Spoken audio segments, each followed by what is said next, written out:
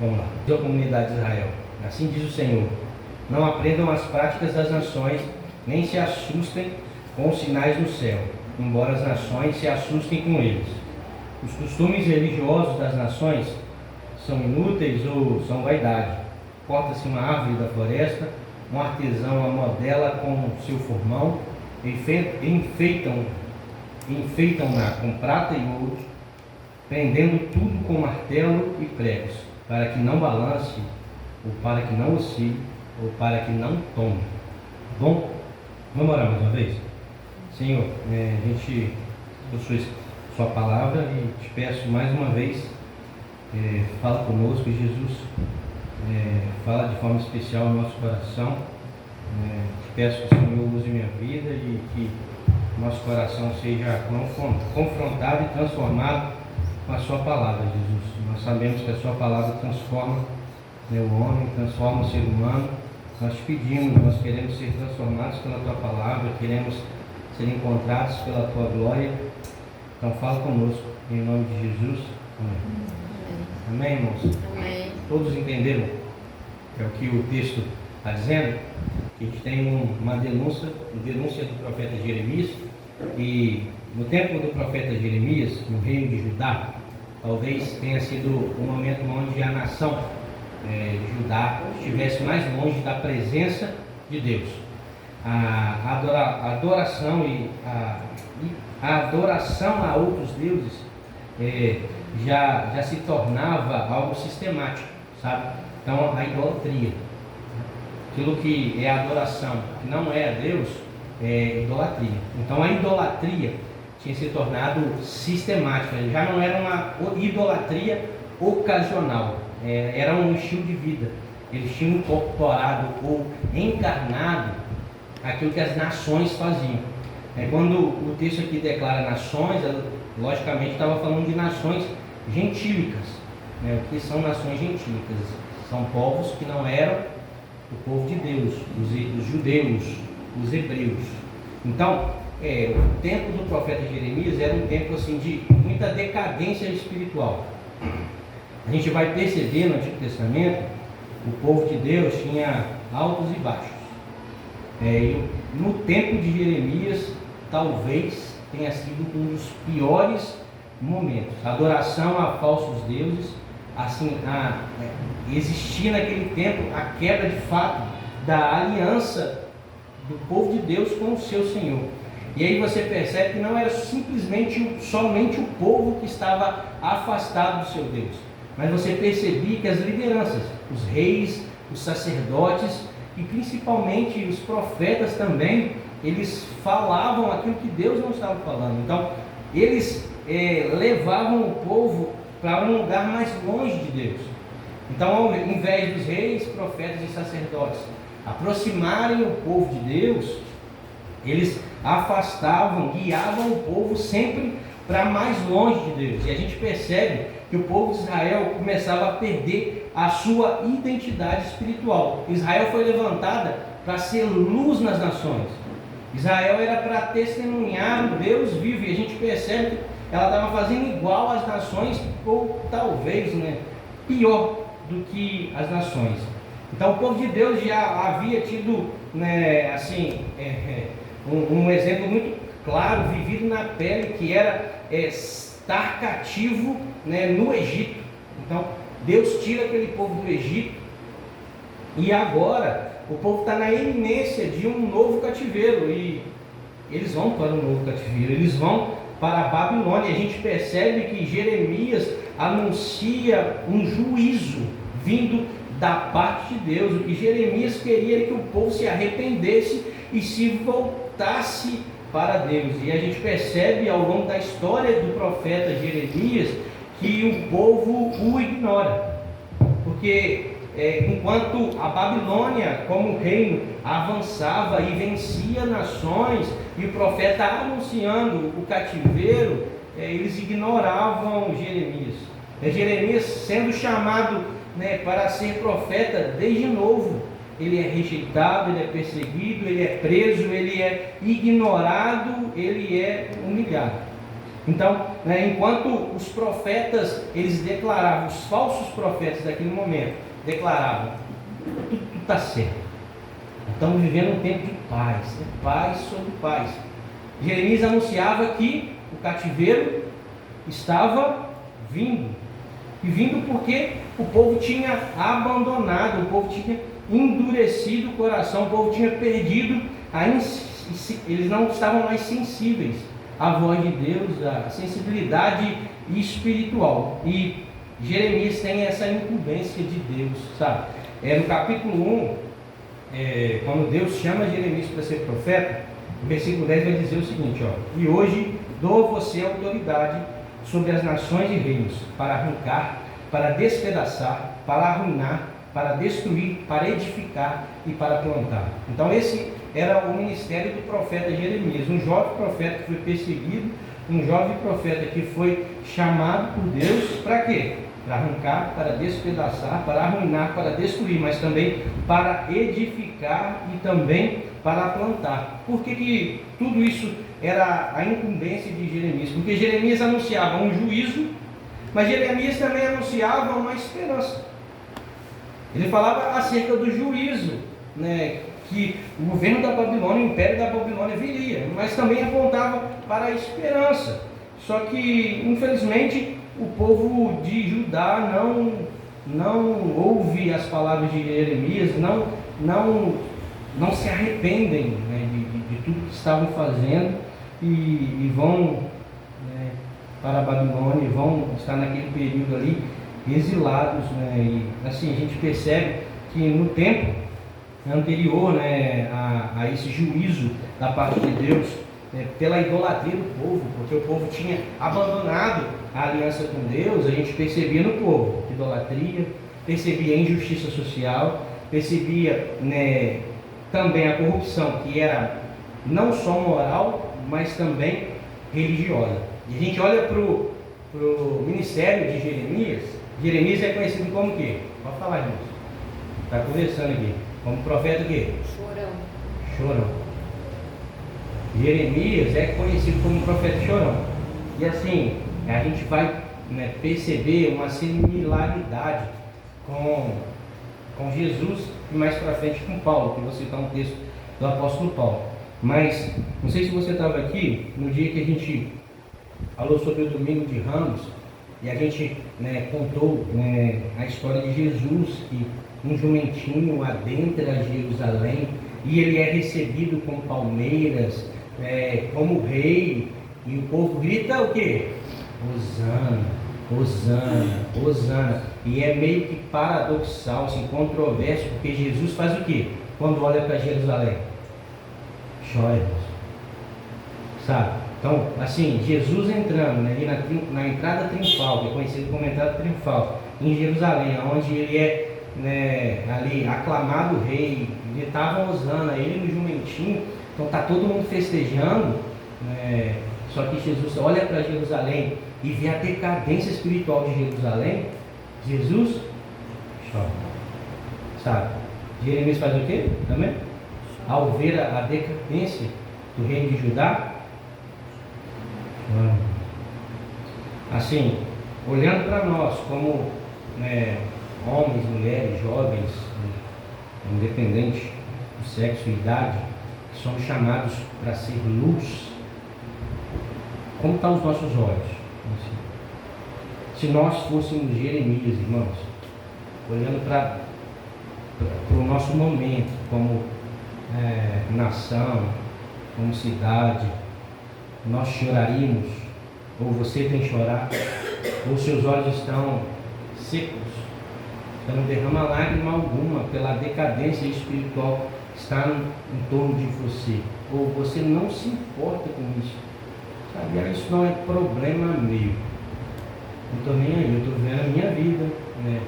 Estou preocupado com a minha família, isso resume, né, tudo que eu sou, e as trevas que estão ao meu redor não tem problema com isso. Deus não me levantou para ser luz, então não tem que iluminar nada. Então, assim, seus olhos estão como, irmão? Porque decadência espiritual não falta. Sabe, você olha para a direita, você olha para a esquerda, você olha para frente, você olha para trás, está tudo desabando, o povo longe de Deus, não se importando com as coisas de Deus. Seus olhos estão secos? Irmãos, os nossos olhos estão secos com isso. Sabe, olhando na perspectiva de Jeremias e olhando também na de Jesus, nós somos discípulos de Jesus. A gente, alguns meses atrás, trabalhou essa questão, né? Se alguém te perguntar que você crê, não diga que você é cristão, diga que você é discípulo, sabe? Porque cristão é algo tão amplo, pode ser cristão de um monte de gente diferente, de um monte de coisa diferente, mas ser discípulo, isso aponta tanto para ser alguém que copia o mestre, alguém que está tomando a poeira dos pés do mestre sobre si, sabe? Então, que seus olhos brotem lágrimas com relação à decadência espiritual que está em torno de nós, assim como Jesus fez no dia da sua entrada triunfal em Jerusalém, assim como Jeremias era no seu ministério alguém que chorava pela decadência espiritual. Então isso é só um parênteses, a gente voltou para cá e eu queria relacionar com vocês algo que o texto expressa. A gente está falando sobre o que? Idolatria. Foi o que eu disse a vocês, a gente lendo o texto, tá bom? Então, a gente está olhando para esse texto nessa perspectiva. O povo que se desviou dos caminhos do Senhor, que rompeu a aliança com Deus, era um povo idólatra. Um povo que era do Senhor, mas se comportava como as nações que eram também idólatras. Então, assim, o que é idolatria, irmãos? É entregar a adoração, de forma primária, não a Deus que é digno, mas a alguém ou a outra coisa. Mas no século XXI, por vezes, como protestantes, a gente tem assim, o dedinho bem afiado para apontar para outras religiões o que é idolatria. Mas assim, existe uma idolatria muito sutil e invisível, sabe? Que por vezes é bem pior do que a idolatria que a gente facilmente aponta dele e que se encontra no nosso coração. Amém? Você está aqui? Então a gente está relacionando, ou comparando, ou sei lá, contrastando, uma idolatria que é visível e uma idolatria que é invisível, mas ela é perigosa, ela é sutil e por vezes a gente se rende a isso e não percebe. E assim, é para isso que a gente vai olhar hoje, é para isso que os nossos olhos vão estar atentos e a gente vai fazer uma análise no nosso coração a respeito disso, sabe? Então assim, a gente adora o quê? A gente adora os nossos desejos, as nossas causas, aos nossos planos, ou aquilo que nós chamamos de fé. E por que eu estou falando a respeito de algo que nós chamamos de fé? Porque por vezes, coisas que nós chamamos de fé são disfarçadamente algo espiritual, que está relacionado à nossa espiritualidade. E por vezes é idolatria. Já parou para pensar isso? Por vezes o nosso ego é disfarçado de espiritualidade. Então eu queria que você olhasse assim, para esse texto nessa perspectiva, que a idolatria hoje eu creio que seja menos sobre imagem. Então, assim, hoje a gente vai tratar sobre idolatria. Não pense no seu irmão, não pense em um familiar seu que discorda do seu posicionamento com Cristo e sempre falar mal de você e ele se dobra a uma imagem de escultura. Não pense nele. Hoje assim, seja generoso, sabe? E ao falarmos de idolatria, pense exclusivamente em você. Amém? É muito sério o que eu estou falando aqui, sabe? É muito sério. Eu queria que você desse atenção a isso. Leve com seriedade o que eu estou falando com você. Então, estou falando baixinho, estou falando brandamente. Embora eu goste até de gritar, assim, não estou gritando aqui, sabe? Mas é algo muito sério. Ao falarmos hoje sobre idolatria, pense exclusivamente em você. Por vezes a gente tem uma fé, eu vou botar entre aspas, que é centrada no eu. E isso é idolatria, porque aí nós já substituímos Deus há muito tempo. Sabia? Às vezes a gente tem uma fé que é exclusivamente centrada no eu. Aí você já tirou Jesus do trono. Não que ele esteja no trono, ele está no trono, tá? Mas no seu coração você já substituiu Jesus. E aí, se Jesus já foi substituído, ou na verdade, vamos pensar melhor. A gente tenta encaixar Jesus no nosso plano. A gente não faz isso até com mais facilidade, não é?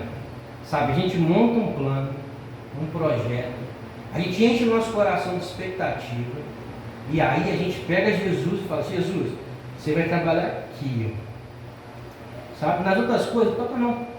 É meu. Aqui é seu, sabe? E aí, irmãos, você está sendo idólatra, você não está percebendo. Aí você está vivendo uma vida de uma espiritualidade tão rasa, você está sendo enganado por si mesmo, sabe?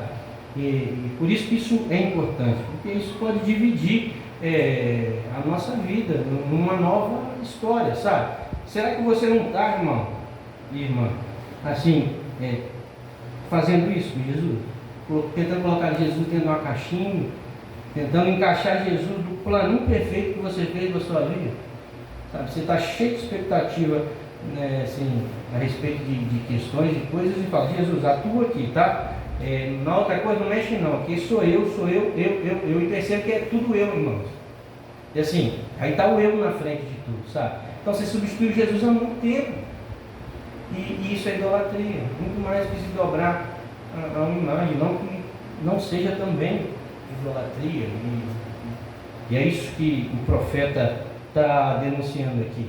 Então a gente tem algo em nós que nada satisfaz.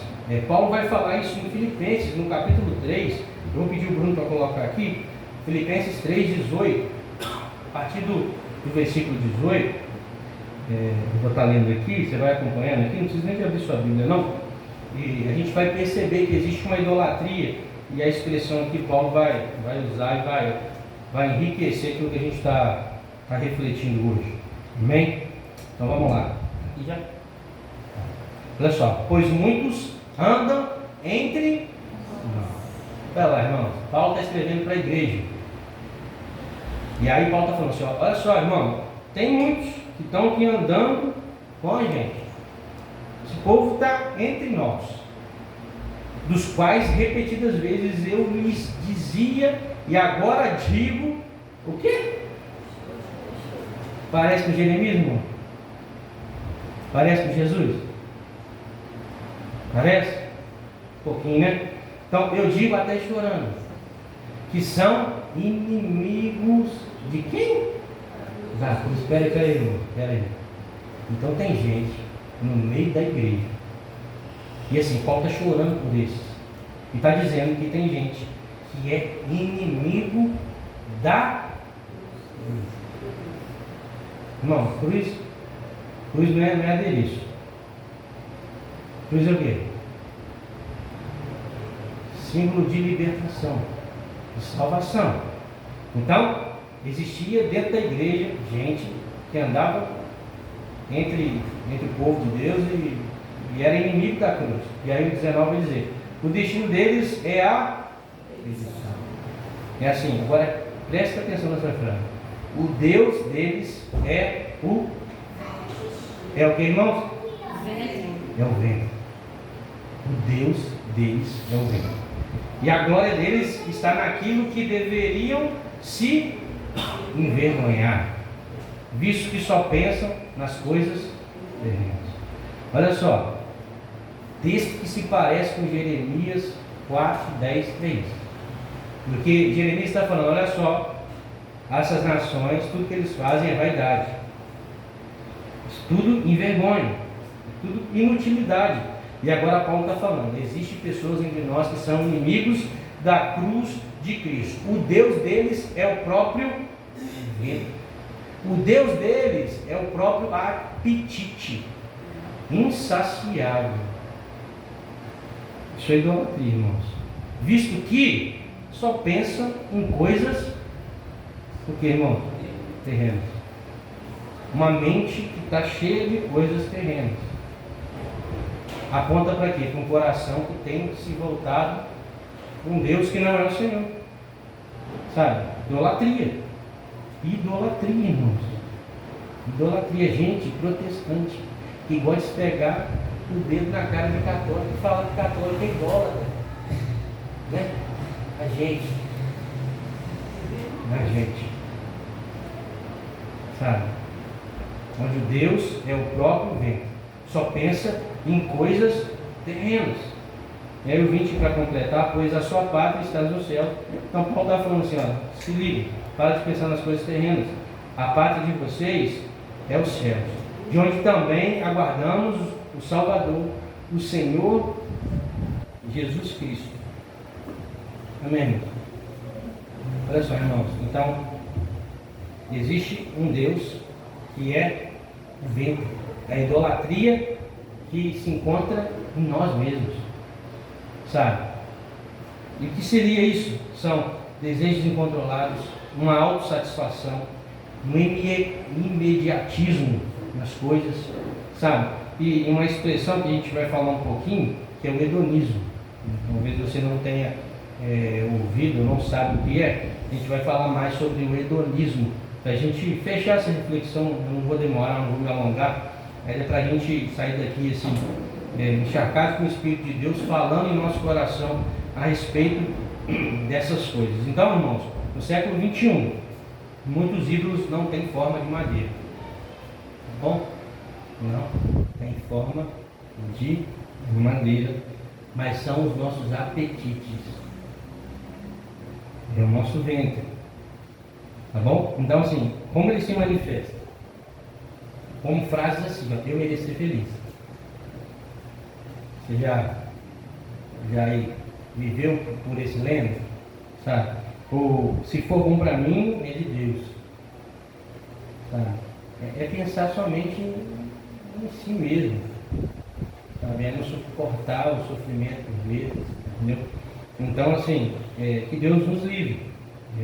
E olhando nessa relação de adoração que nós entregamos a Deus, e idolatria, onde nós, ao invés de nos dobrarmos ao Senhor, nós nos dobramos às coisas e a outras pessoas, ou que nós levantamos como trono no nosso coração, a adoração tem o poder de nos transformar. E a gente falou isso há alguns meses atrás, acho que não tem nem mês, quando a gente estudou, né, mas refletiu sobre 2 Coríntios capítulo 3, e aí a gente olhou para o versículo 18, que fala o seguinte: nós contemplamos de glória em glória o Senhor e nós somos transformados. Lembra disso? Se você estava aqui, a gente falou sobre esse texto, 2 Coríntios 3, 18. Nós contemplamos a glória de Deus, nós somos transformados à imagem do Senhor. Então, assim, quando nós adoramos, nós somos transformados à imagem de Jesus. Amém? Ponto. Nós adoramos, nós somos transformados à imagem de Jesus. Agora, quando existe idolatria no nosso coração, quando nós, ao invés de darmos glórias a Deus, damos glória a outra coisa, ou a outro alguém, ao invés de sermos transformados, nós somos deformados. Ao invés de sermos transformados, nós somos deformados. E aí, se você quiser entender melhor, leia Romanos capítulo 1. Você vai perceber o que o pecado e que a distância de Deus fez com a humanidade. Deformou.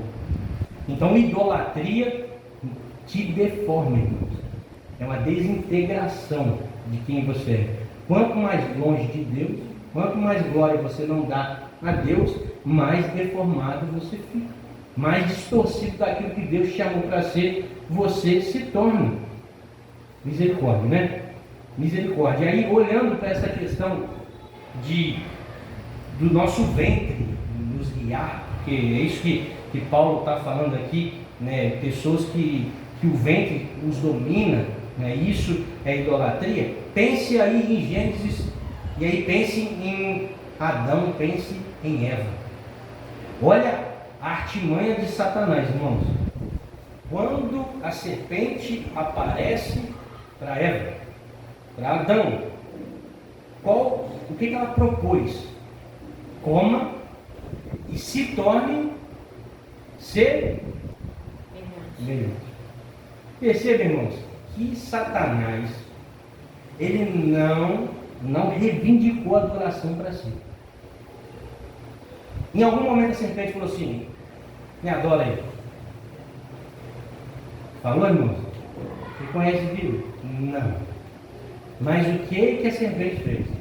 Aguçou o ventre de Eva. Aguçou o ventre de Eva.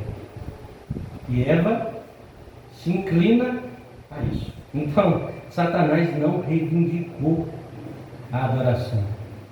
Mas, o que ele fez? Ele trocou Deus por outra coisa. Aguçou o ventre de Eva. Olha só o que Romanos 16, 18 diz. Romanos 16, 18. Pois essas pessoas não estão servindo a Cristo, nosso Senhor, mas aos seus próprios apetites. Olha o que diz 2 Timóteo 3, 1 e 2. Sabe, porém, isto, que nos últimos dias sobrevirão tempos trabalhosos, porque haverá homens amantes de si mesmos. Então, homens que são dominados pelo ventre, idolatria, irmãos. Idolatria. Olha para você, em nome de Jesus, estou olhando para mim, tá? Idolatria. Aí, Colossenses 2, 23 vai falar a respeito de um culto a si mesmo. Então, isso é o hedonismo, tá bom? Hedonismo é viver, né, é como se fosse uma filosofia, uma doutrina, né, onde a gente vive, né, e um bem mais supremo são os nossos prazeres. Eu não importo para mais nada, o que eu importo é viver para o meu prazer, sabe? Isso é a doutrina ou a filosofia, né, hedonista. Isso está relacionado diretamente com idolatria. Irmãos, tem muita gente de pé que está curvada, né, para o seu eu, só pensa em si e não olha as pessoas ao redor. Isso é hedonismo, irmãos. A pessoa centrada somente em si mesma é uma pessoa que está vivendo segundo essa vã filosofia, tá bom? Então é a troca de ao invés de colocar Deus no trono do nosso coração, colocar nós mesmos. É tentar colocar Deus na caixinha e adequar Deus, né, no nosso plano. Porque crente é fera para fazer isso, sabe? Ser conhecedor. E ai de nós, né? Se não tem Jesus, mas do jeitinho que eu quero, não do jeitinho que Ele quer. E se for do jeitinho que Ele quer, Ele acaba com o meu sonho, Ele acaba com a minha vida. Né? Você está se arrebentando, irmão. Você está se arrebentando do seu jeitinho, da sua forminha de viver. Irmão, você não tem habilidade, você não tem condição para governar a sua vida. Você não tem habilidade para governar a sua vida. O único que pode nos guiar é o Senhor, nos direcionar é o Senhor. Amém? Você crê nisso? Amém. Você crê nisso? Então, assim, olha só, tem muita gente chamando de culto aquilo que é idolatria.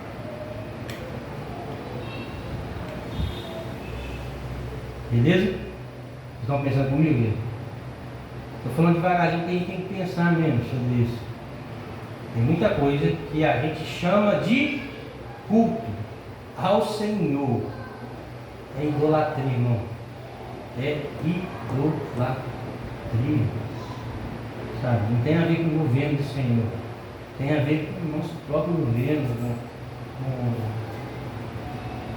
com a direção que a gente quer tomar das nossas vidas e misericórdia de nós. Então, assim, o que pode nos livrar disso, sabe? Porque, assim, existem dois caminhos. Um da idolatria.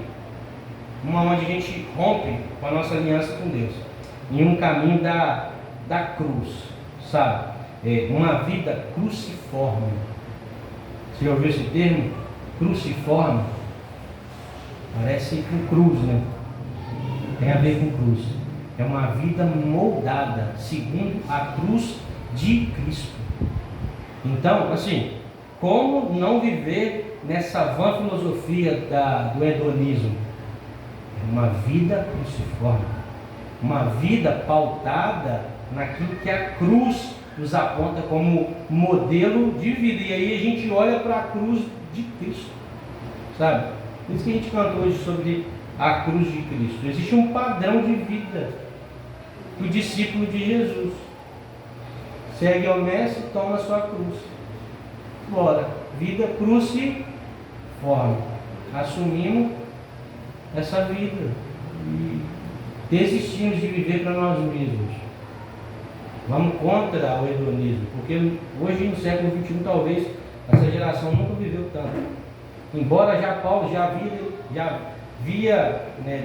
estava denunciando, sabe? No século XXI a gente percebe que infelizmente talvez essa geração vive para o seu eu, sabe? E assim, agora tomar a sua cruz e seguir a Jesus, a gente precisa de uma intervenção divina e um fortalecimento do Espírito Santo de forma diária, para que a gente sempre continue nesse caminho, sabe? Uma frase que precisa ecoar no coração de discípulo de Jesus é uma frase dele.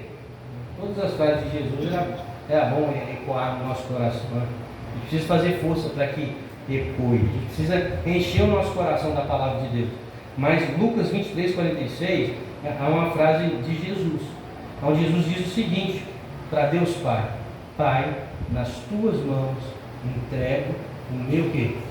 O Espírito. Sabe? A vida daquele que vive uma vida cruciforme, nesse modelo, é essa frase, que resume estar contramão a ser dominado pelo próprio ventre, uma vida hedonista. Pai, nas tuas mãos eu entrego o meu Espírito. Sabe, isso a gente deve falar para Deus. Pai, eu te entrego o meu Espírito. Eu estou no caminho com minha cruz, te seguindo. Então eu entrego totalmente a minha vida ao Senhor. E quando a gente fala de vida comunitária, irmãos, tem muito sentido isso, porque é impossível viver uma vida nos moldes de carregar a sua cruz longe do ambiente da igreja local. Porque é impossível nós carregarmos sozinhos. É impossível ter uma caminhada solitária. A gente precisa de irmãos maduros, de amigos espirituais. Dietrich Bonhoeffer, ele vai dizer o seguinte: o Cristo no irmão é mais forte que o Cristo em mim. Vou falar de novo: o Cristo no irmão é mais forte que o Cristo em mim. E isso não significa que o Cristo que está em mim é diferente do Cristo que está no Jackson ou no Samuel. São Cristos diferentes. Não é isso. Mas, irmãos, a gente já falou aqui a respeito de riqueza e de pobreza, no sentido das nossas fragilidades e naquilo que a gente não tem inclinação, assim, tanto, assim, a gente é mais forte em áreas da vida, assim, caminhando numa vida de igreja local, de forma comunitária, a minha fraqueza pode ser resolvida aonde o Jackson é forte. Então, o Cristo do Jackson e fortalece. Sabe? Então, assim, viver de forma individual e solitária é impossível, para vivermos contra, né, essa filosofia hedonista. Então, assim, existem marcas dos discípulos de Jesus, que é a centralidade na cruz de Cristo. Presta atenção, irmãos, tudo que você analisar a respeito da Bíblia, tudo que você viver a respeito de espiritualidade, você tem que achar a cruz de Cristo fazendo sentido nisso. Eu vi um estudioso, eu esqueci o nome dele, mas ele falando a respeito disso e assim, né, estudando esse texto e entendendo a respeito da cruz de Cristo, eu consigo concordar, e quem sou eu para concordar? Mas só que, irmãos, tudo passa pela cruz de Cristo. Então, assim, um discípulo de Jesus que não anda segundo a filosofia hedonista, precisa entender que a centralidade está na cruz de Cristo. Precisa haver autonegação. Nós precisamos entender, irmãos, que a nossa identidade está em Cristo Jesus. Nossa vida não está mais em nós, mas está nele, irmãos. Então a minha identidade é em Cristo. O meu serviço sacrificial é por conta de Cristo. Eu já não faço mais por isso, buscando status, mas eu sirvo a Cristo. Eu participo de um sofrimento redentivo. Eu sofro com esperança, como participante do sofrimento de Cristo. Com relação à justiça e à misericórdia, eu me envolvo com isso, eu me envolvo com a comunidade, eu me envolvo com a missão de Deus, e eu tenho a esperança da ressurreição no meu coração, porque eu olho além da cruz. Eu olho além da cruz, eu tenho esperança nisso. E, irmãos, assim, olhando para o texto de Jeremias, e já tem alguns anos que olhando para esse texto que a gente leu, Deus me deu uma percepção que... Bota para mim. Não, quando foi morrer. Abre sua Bíblia aí. Jeremias 10:4.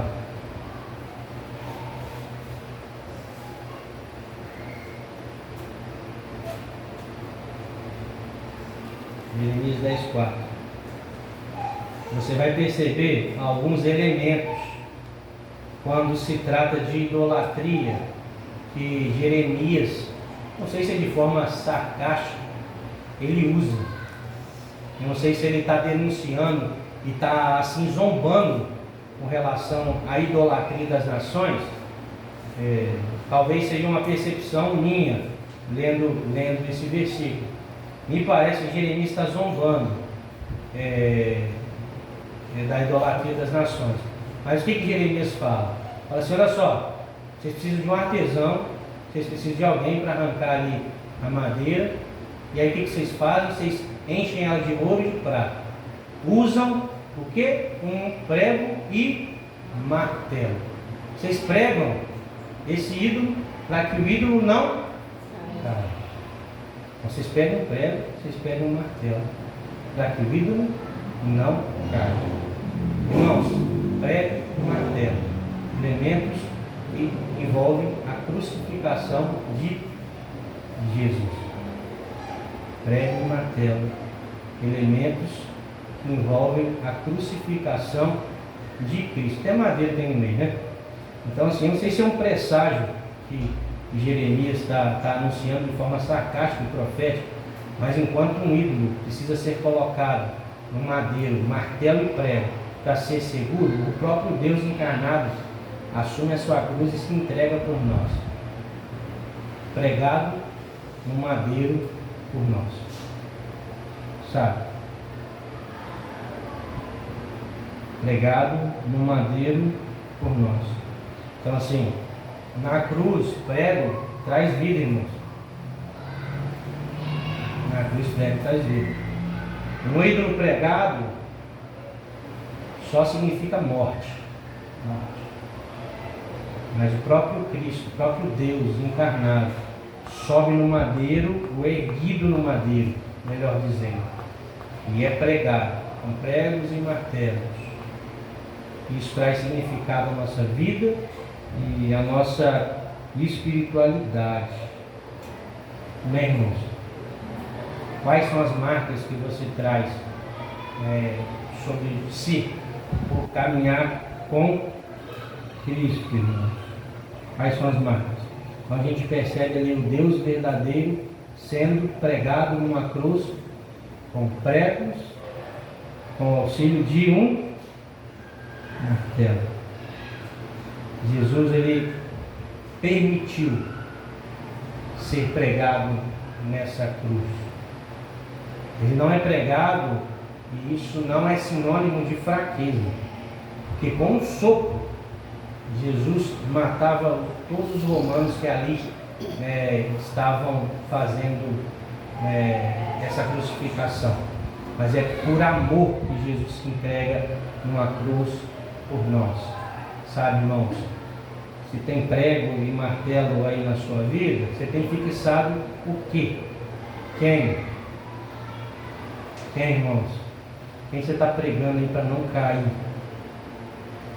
Quem que você tem medo de que caia? Você está tentando rotular Jesus ou colocar ele numa caixinha segundo os seus planos? Você está pregando um ídolo com preguinho e com martelo, para que ele não oscile, para que ele não caia. Sabe, irmãos? Vamos viver uma vida nessa dinâmica cruciforme, uma vida voltada no modelo de Cristo, assumindo a nossa cruz e seguindo ao nosso Mestre Jesus. Falando de idolatria, olhe para si, esqueça o outro. Como Charles Spurgeon vai dizer, coração do homem, não esqueci ninguém, não é ele não. É uma fábrica de ídolos. O coração do homem é uma fábrica de ídolos. Seu coração, irmãos, é uma fábrica de ídolos. Uma fábrica. É uma fábrica, uma indústria, querido. É muito. Não é no varejo, não. É no atacado. Bom, o coração do ser humano é uma fábrica de ídolos. E a gente precisa sempre estar analisando o nosso coração diante de Deus. Amém? Amém. Feche os olhos, vamos orar. Senhor, mais uma vez nós nos achegamos a Ti. Nós, como igreja, oramos e pedimos ao Senhor que destone do nosso coração todo o ídolo que nós levantamos, em nome de Jesus. Pai, nós queremos viver para Ti e vivermos uma vida assim como o Senhor viveu, assumindo a Sua cruz, Pai. Como discípulos Seus, Senhor, nos ajuda, nos auxilia, coloca pessoas maduras na nossa caminhada, Senhor, para nos ajudar a tomar a nossa cruz. Senhor, amadurece o nosso coração, Senhor. Amadurece o nosso coração, Pai. Pai, nosso coração, sim, é essa fábrica, Jesus. Eu te peço com o auxílio do Teu Espírito. O auxílio do Teu Espírito nos fortaleça, Senhor, para que a gente só olhe para Ti, Pai. Porque, Senhor, o ídolo não satisfaz ninguém, Senhor. Não satisfaz ninguém, Senhor. Só gera em nós mais fome, mais sede, e isso nos destrói, isso nos deforma. Mas só o Senhor satisfaz o nosso coração. Então, nos ajude a olharmos para Ti e a Ti somente. Em nome de Jesus. Amém. Amém. Amém.